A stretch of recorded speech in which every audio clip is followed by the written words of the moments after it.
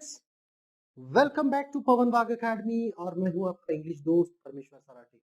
दोस्तों, आज हम आगे बढ़ने वाले हैं यूनिट 3.3 के साथ, जो कि एक बहुत ही मशहूर और जाने माने साइंटिस्ट के ऊपर ये लेसन है, जिनका नाम था Stephen Hawking.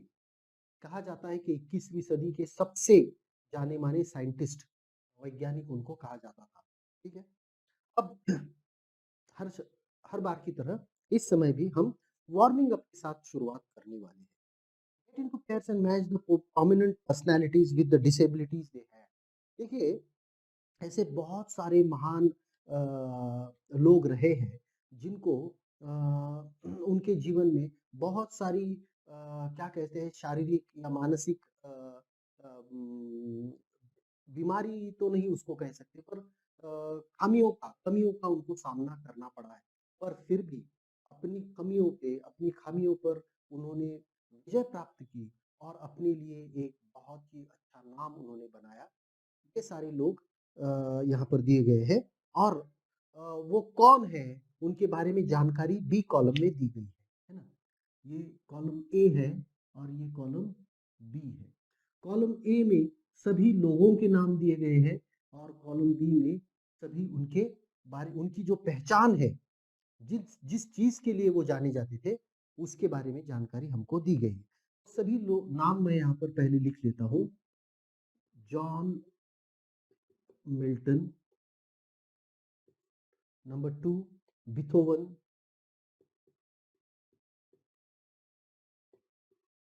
Number 3 Stephen Hawking,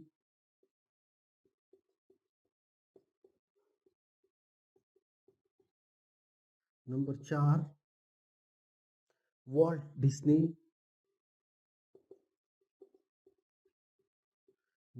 Disney, Albert Einstein,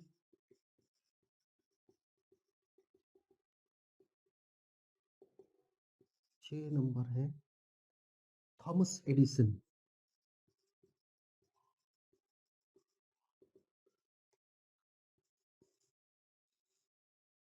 7 number Helen Keller,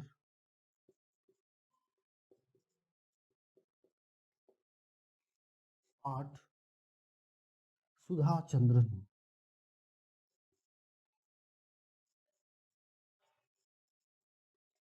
है ना। 9 नंबर है टेने ग्रे थॉमसन।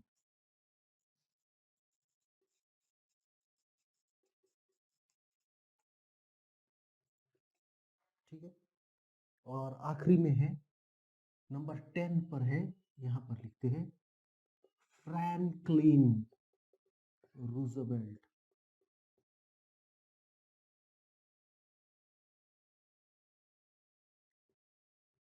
ठीक है।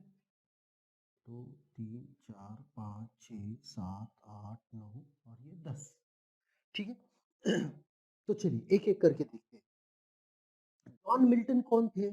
कौन थे जॉन मिल्टन? जॉन मिल्टन एक बहुत ही जाने माने लेखक थे। इतना ही नहीं, उनको इंग्लिश में जो एपिक्स है, जो सबसे पहले एपिक्स इंग्लिश में आए हैं, वो दोनों एपिक्स जो है उनको क्रेडिट दिया जाता है कि दो दो एपिक्स लिखने का उनको क्रेडिट जाता है। John Milton, the great English poet who became blind at the age of 43। अपनी उम्र के, अब इसमें क्या करा है मैंने, इसमें मैंने इसको एक एक दो तीन चार और इधर कॉलम बी के ABCD ऐसे हमने उसको लेटरिंग किया है। अब वो लेटरिंग के हिसाब से मैं यहाँ पर दे रहा हूँ, सभी कुछ तो नहीं लिख सकता क्योंकि फिर हम बहुत वक्त उसमें हमारा चला जाएगा। तो उसमें सिर्फ मैं ये लिख रहा हूँ, पढ़कर तो मैं सुना दे रहा हूँ आपको सब, आप सबको। The great English poet who became blind at the age of 43। उम्र की 43 साल में वो अंधे हो चुके थे और उसके बाद भी उन्होंने लिखना जारी रखा। और इतना ही नहीं, तो उनकी उनका जितना भी लेखन आज लोगों ने अपने सर पर उठा लिया है या लोगों को जान पड़ता है, वो सभी लेखन उन्होंने अपनी उम्र के 40 के बाद में लिखा है, 43 साल के बाद में, जब वो अंधे हो चुके थे। ठीक है। उसके बाद में बीथोवन, बीथोवन कौन है? Beethoven, the great German composer and musician who became deaf at the age of 28 years. उम्र के 28 साल में वो बहरे हो चुके थे। उनको कुछ भी समझ नहीं पड़ता था, सुनाई नहीं पड़ता था। और देखिए, इसको हम दैवी शक्ति ही कह सकते हैं कि अगर कोई आदमी बहरा है, सुन नहीं सकता है और वो एक बहुत जाना-माना संगीतकार बन चुका है, दुनिया का, देश का नहीं, दुनिया का। अब इसमें एक चीज़ है, देखिए हमारे यहाँ पर ऐसी एक चीज़ रही है, हमारे यहाँ पर एक रवींद्र जैन नाम के संगीतकार हैं। उनका बहुत बड़ा योगदान है संगीत में। वो भी अ, अंधे थे, आँखों से उनको दिखाई नहीं देता था, पर आँखों से दिखाई न देने वाले को सुनाई देता है, तो म्यूज़िक क्या होता है, संगीत सुनने की चीज़ है, तो सुनकर आप उसको कर सकते हैं। मतलब वो भी मुश्किल है, अंधे व्यक्ति के लिए वो तो बहुत मुश्किल है। हम जैसे अच्छे लोग भी नहीं कर पाते, मतलब सुन सकने वाले, देख सकने वाले, तो वो तो सबसे मुश्किल चीज़ होती है, जिसको सुनाई ही नहीं देता। अगर आप सुनोगे ही नहीं, मैं क्या संगीत दे रहा हूँ, ये अगर सुनोगे नहीं तो अच्छा है, बुरा है? और दुनिया का सबसे बड़ा एक महानतम संगीतकार बनना, बीथोवन, सुनाई नहीं देता था 28 साल के बाद, पर फिर भी उन्होंने बहुत अच्छा म्यूजिक दिया है, जाने माने दुनिया के वो संगीतकार कहलाए गए। स्टीफन हॉकिंग, स्टीफन हॉकिंग कौन है? स्टीफन हॉकिंग है famous scientist of the 20th century who is paralysed, है ना, 20वीं सदी के एक बहुत ही जाने-माने वैज्ञानिक हैं, पर वो पैरालाइज़्ड है, मतलब अपनी कुर्सी से उठ नहीं सकते। व्हीलचेयर पर ही पूरा जीवन उन्होंने व्हीलचेयर पर बिताया है। मतलब वो व्हीलचेयर से हिल सिर्फ उनकी आँखें हिल सकती थी, इतना वो पैरालाइज़्ड थे। वॉल्ट डिज्नी, वॉल्ट डिज्नी कौन है? मुझे नहीं लगता है कि आपको ये बताना चाहिए, क्योंकि आप सभी को पता ही है। An American entrepreneur, animator, voice actor had learning disability. ये वॉल्ट डिज्नी जो थे, बचपन में जब वो स्कूल जाया करते थे, तो उनको शिकायत थी कि उन्हें समझ ही नहीं पड़ता था। उनको पढ़ाई में उनका कुछ होता ही नहीं था, और बहुत बार उनको उनके टीचर के द्वारा दिमाग दी जाती थी कि ये बच्चा पढ़ाई में अच्छा नहीं है, इसको ध्यान नहीं है, वगैरह, वगैरह, वगैरह। पर आगे चल कर के वो इतने बड़े कलाकार बने कि आज अमेरिका में उनके नाम का एक स्टूडियो है, और इतना ही नहीं, उनके द्वारा जो एनिमेशन क्रिएट किए गए हैं, हर एक बच्चा, दुनिया का हर एक बच्चा वो कार्टून दिखता है, और वो कार्टून है कौन सा? Mickey mouse. Yes, Mickey mouse एक है। दूसरा है, वो भी बहुत ही फेमस है, टॉम एंड जेरी, है ना? तो ये जो कार्टून है, ये बनाने का श्रेय वॉल्ट डिज्नी को जाता है। इतने बड़े वो कलाकार रह चुके हैं। एल्बर्ट आइंस्टाइन, एल्बर्ट आइंस्टाइन कौन है? Great 20th century scientist and noted physicist, had learning disability, एफ। वो 20वीं सदी के एक बहुत ही जाने माने और सबसे महानतम वैज्ञानिकों में एक उनका नाम लिया जाता है। Helen Keller, Helen Keller was blind and deaf, है ना, वो एक अंधी और सुन न सकने वाली महिला थी, लेकिन फिर भी उन्होंने सब कुछ किया और आखिर में किताब भी लिखी, है ना? Sudha Chandran, dancer whose legs had been amputated because of an accident, Sudha Chandran, oh sorry, sorry, sorry, एक एक एक नाम रह चुका है, ये गलत हो गया है। हेलन केलर, एच, ठीक है। Thomas Edison, Thomas Edison, great inventor who had over 1000 patents, had learning disability and became deaf, ये थॉमस एडिसन के लिए ई, है ना? मतलब वो दुनिया के सबसे महान वैज्ञानिकों में से एक जाने जाते हैं, उनके नाम पर 1000 पेटेंट्स आज भी मौजूद है। आखिर में जीवन में उनको बचपन में लर्निंग डिसेबिलिटी इतने उनके बारे में शिकायत थी उनके टीचर्स की कि वो कहते थे, आखिरकार उनको स्कूल से निकाल दिया गया था। उनकी माँ से कहा गया कि भई ये बच्चे को तो हम पढ़ा नहीं सकते, क्योंकि ये बच्चा कुछ काम का ही नहीं है। तो उनकी माँ ने उन्हें घर पर पढ़ाया था। मुझे मतलब इतना वो लर्निंग डिसेबिलिटी उनकी थी, इतनी बड़ी डिसेबिलिटी थी कि आखिर उनको पढ़ाने के लिए कोई स्कूल राजी नहीं था, इतना देखिए। और आगे चलकर फिर 1000 पेटेंट्स उन्होंने अपने नाम किए। हेलन केलर हो गया। सुधा चंद्रन, सुधा चंद्रन एक ऐसी डांसर है और एक्ट्रेस भी है जिनका पैर काटना पड़ा था, लेकिन वो डांसर थी, है ना, वो डांसर थी लेकिन पैर काटना पड़ा। पैर काटने के बाद भी उन्होंने अपना डांस जारी रखा है। उन्होंने डांस में कभी भी हमारे क्या कहते हैं कि डांस में कभी भी खलल नहीं पड़नी थी, कभी भी उन्होंने डांस को रोका नहीं। वो पैर जो नकली पैर जो होता है उसको लगा करके वो डांस करती थी। बाद में टने ग्रे थॉम्सन, अ व्हीलचेयर रेसर, वो है एक व्हीलचेयर रेसर है जी। और आखिर में फ्रैंकलिन रूजवेल्ट, फ्रैंकलिन रूजवेल्ट कौन है? had a polio and was elected as president of the United States for the 4 terms। तो ये है आई, ठीक है। तो फ्रैंकलिन रूजवेल्ट कौन थे? उनको बचपन में पोलियो हो गया था, पर बाद में आगे चल करके वो अमेरिका के 4 बार राष्ट्राध्यक्ष बने, है ना। और फिर उसके बाद में ही वहाँ पर एक ऐसा ऐसा कानून बना कि 2 बार से ज्यादा कोई भी राष्ट्राध्यक्ष नहीं बन सकता, ऐसा कानून वहाँ पर बाद में बना।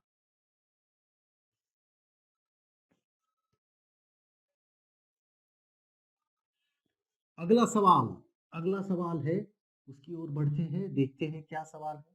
और अगला सवाल है वर्ड बिल्डिंग, है ना, इसको कहते हैं वर्ड फॉर्मेशन भी इसको कहते हैं, वर्ड बिल्डिंग को।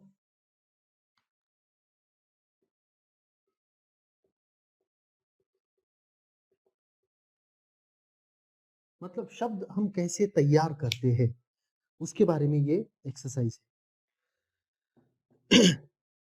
पहली चीज होती है रीडुप्लीकेशन।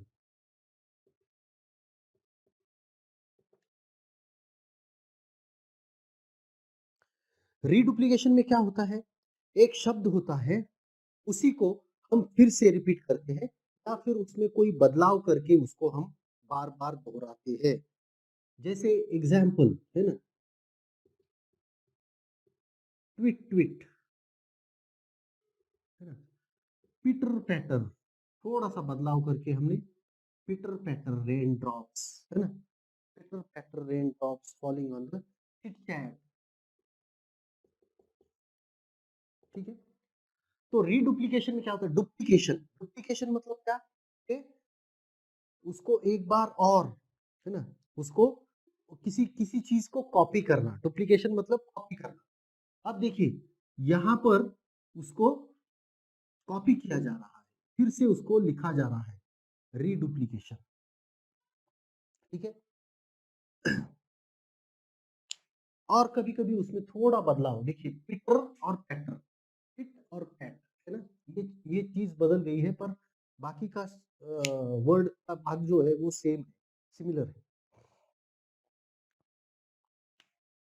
उसके बाद में बी होता है ब्लेंडिंग। ब्लेंडिंग का मतलब क्या होता है? ब्लेंडिंग का मतलब होता है मिक्स करना, है ना, मिक्सिंग। इसको आसान भाषा में हम कहेंगे मिक्सिंग, और इसको कंबाइनिंग भी कहेंगे, है ना। दो वर्ड्स को कंबाइन करके एक वर्ड बनाया जाता है। एग्जाम्पल क्या होगा उसका? उसका एग्जाम्पल होगा, देखिए, breakfast plus lunch is equal to brunch, ठीक है ना, ब्रेकफास्ट लंच, है ना।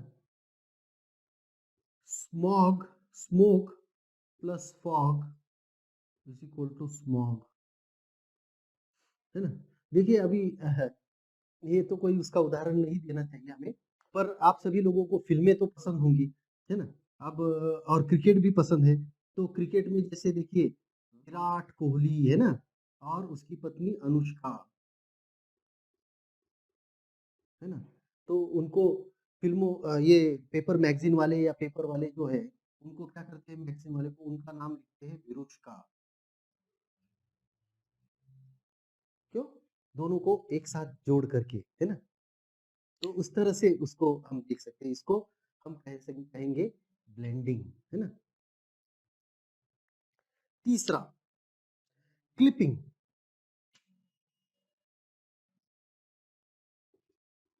क्लिपिंग क्लिपिंग मतलब क्या? काटना, है ना? काट देना, कट करना मतलब क्या करना कि वर्ड जो होता है उसका कुछ भाग काटा जाता है। उदाहरण के तौर पर देखिए, मैथमेटिक्स बिकम्स मैथ्स या मैथ, है ना? मैथमेटिक्स बिकम्स मैथ, है ना? एडवर्टीजमेंट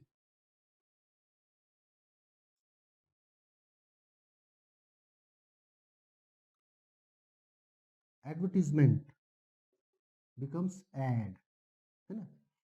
या फिर लेबोरेटरी लेबोरेटोरी बिकम्स लैब। बात समझ में आ रही है?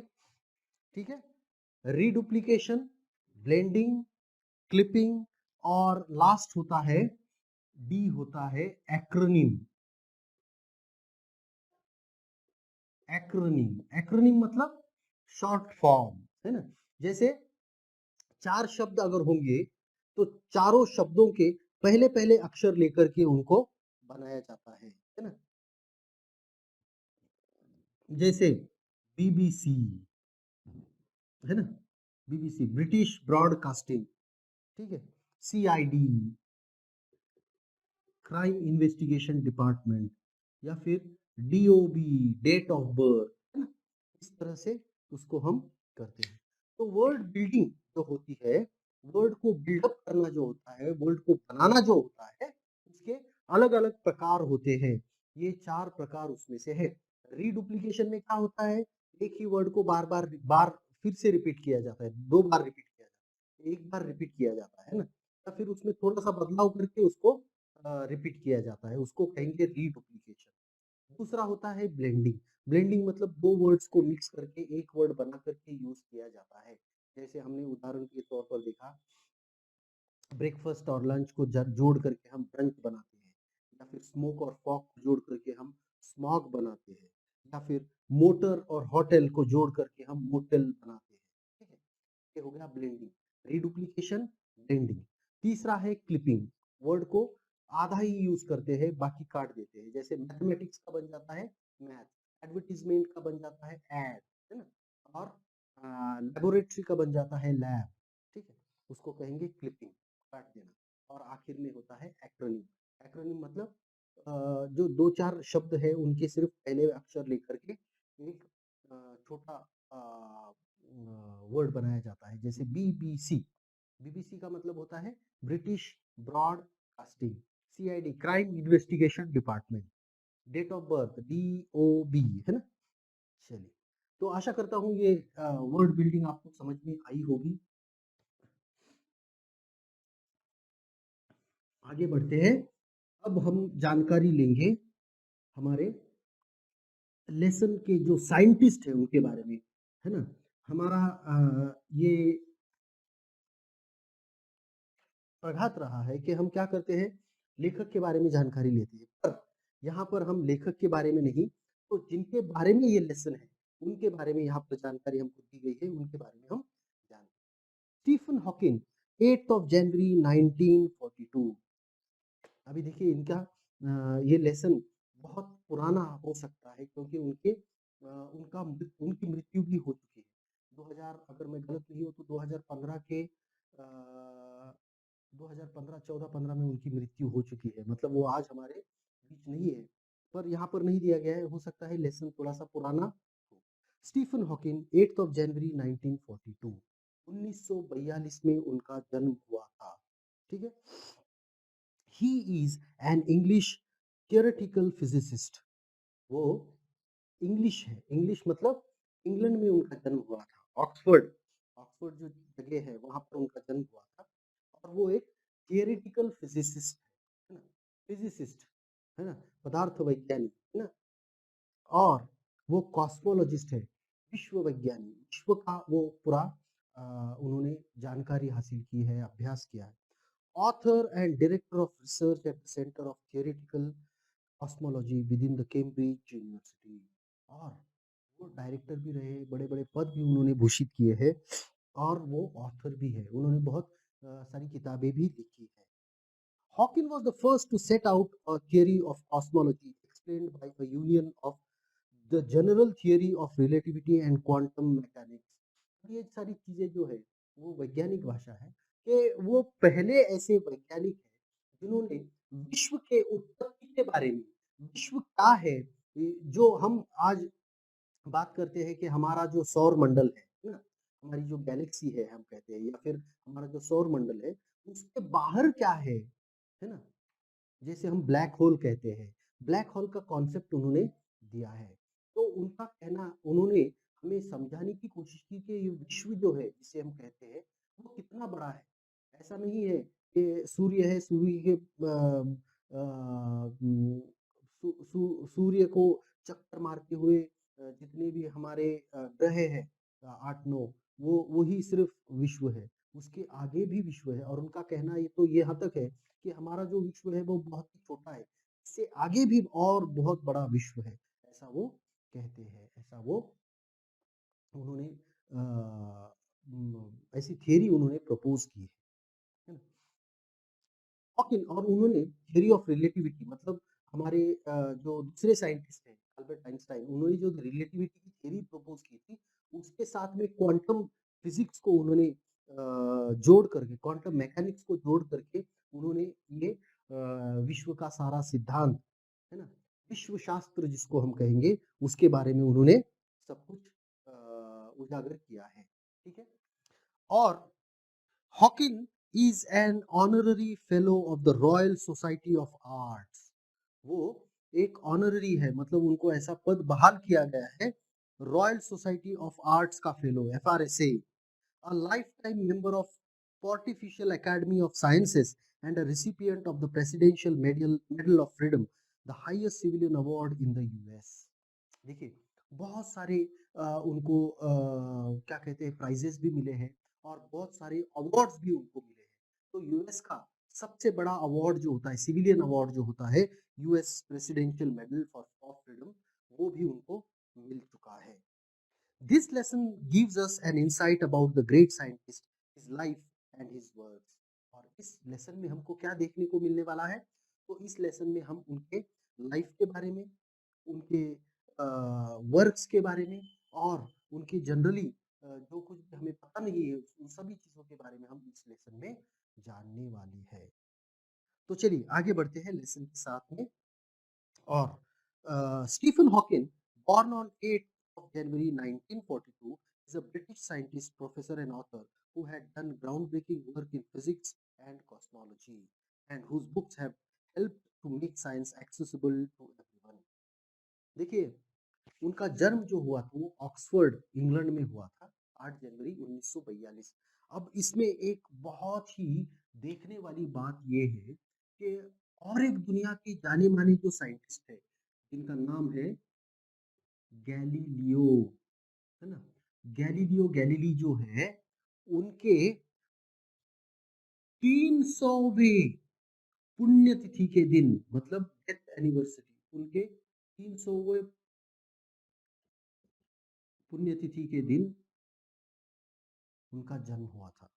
देखो, गैलीलियो गैलीली जिस दिन उनकी मृत्यु हुई थी उसके बिल्कुल 300 साल के बाद एक और नए साइंटिस्ट का जन्म हुआ और जिनका नाम स्टीफन हॉकिंग रखा गया। स्टीफन हॉकिंग ये बहुत ही जाने माने वैज्ञानिक रह चुके हैं, लेखक रह चुके हैं, और इतना ही नहीं तो उन्होंने जो लेखन किया है उस लेखन करने की वजह से क्या हुआ है कि सामान्य लोग जो साइंस को नहीं जान पाते हैं उनको भी साइंस को समझने में बहुत ही आसानी हुई है। इतनी आसान भाषा में उन्होंने लेखन किया है।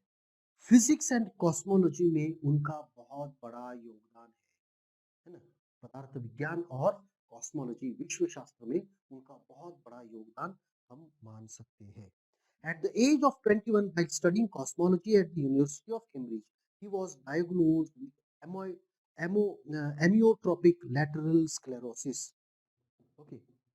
जब 21 साल की उम्र में वो कैम्ब्रिज यूनिवर्सिटी में पढ़ रहे थे, तब उसी वक़्त उनको एक बीमारी ने ग्रसित किया था, जिसको एएलएस कहते हैं। इसका लॉन्ग फॉर्म है एमियोट्रोपिक लैटरल स्क्लेरोसिस। इसमें क्या होता है, ये देखना बहुत ज़रूरी है।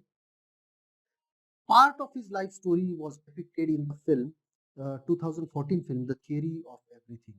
और उनके जीवन का कुछ काल एक फिल्म बनी थी 2014 में द थियरी ऑफ एवरीथिंग। उसमें उनके जीवन का कुछ काल दर्शाया गया है। अब ये एएलएस होता क्या है, इसके बारे में पहले हम जानते हैं।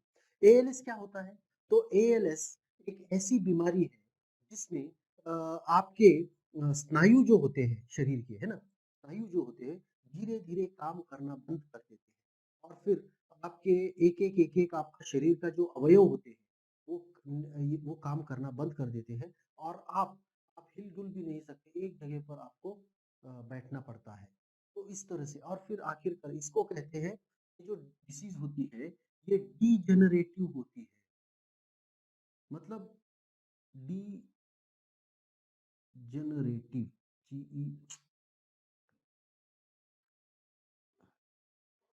जीई डीजेनरेटिव मतलब क्या होता है कि उसमें एक बार अगर देखिए कोई बीमारी होती है जैसे पैरालिसिस होता है, तो उसमें क्या होता है स्नायु कमज़ोर हो जाते हैं। पर आप अगर व्यायाम करोगे, आप अच्छे से उसका ख़्याल रखोगे, तो फिर से उनमें ताकत आकर के वो काम करना शुरू कर देते हैं।